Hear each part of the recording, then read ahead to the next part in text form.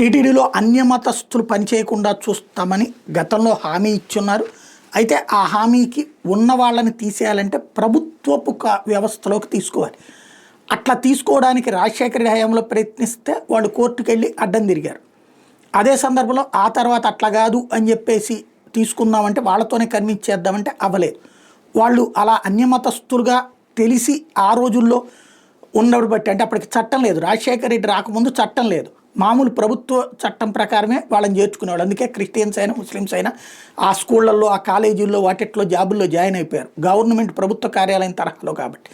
అయితే ఎప్పుడైతే రాజశేఖర రెడ్డి ఇదంతా చేస్తున్నాడు అంటూ ప్రచారం చేసేటప్పుడు రాజశేఖర రెడ్డి ఆ విషయం తెలుసుకున్నాక ఒక చట్టాన్ని తీసుకొచ్చాడు. తిరుమల తిరుపతి దేవస్థానంలో అన్యమతస్థులకి రిక్రూట్మెంట్ ఉండటానికి వీల్లేదు అని. తను క్రిస్టియన్ అయినా సరే ఆ విధమైన చట్టం తీసుకొచ్చాడు. తీసుకొచ్చినప్పుడు దాని మీద కోర్టుకు వెళ్తే కోర్టు కూడా దాన్ని సమర్థించింది. తద్వారా అప్పటి నుంచి కొత్త రిక్రూట్మెంట్స్ లేవు రాజశేఖర రెడ్డి గెలిచినప్పటి నుంచి. అంతకుముందు మాత్రం కంటిన్యూ అవుతున్నాయి. వాళ్ళని ప్రభుత్వంలోకి తీసుకుందాం అనుకున్నప్పుడు వాళ్ళు అడ్డం తిరిగి కోర్టుకు వెళ్ళినటువంటి సందర్భం. చంద్రబాబు గారు అప్పుడు 14లోనే అన్నారు, అవ్వలేదు. 19లో జగన్మోహన్ రెడ్డి ట్రై చేసినా అవ్వలేదు.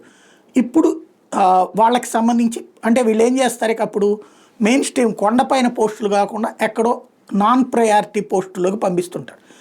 ఈ నాన్ ప్రయారిటీ పోస్టులోనే విద్యా సంస్థలు వస్తుంటాయి.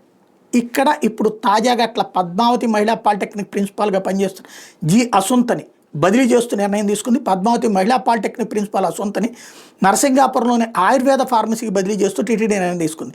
ఈ మేరకు సీఈఓ ఆదేశాలు జారీ చేశారు. ఇక్కడే అసలు కీలకమైనటువంటి అంశం.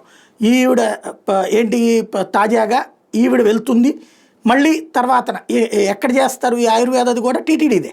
టీటీడీ దాంట్లోనే చేర్చాల్సి వస్తుంది. అలా కాకుండా వేరే చోటకి చేర్చడం అన్నటువంటిది ఇప్పుడు కీలకం.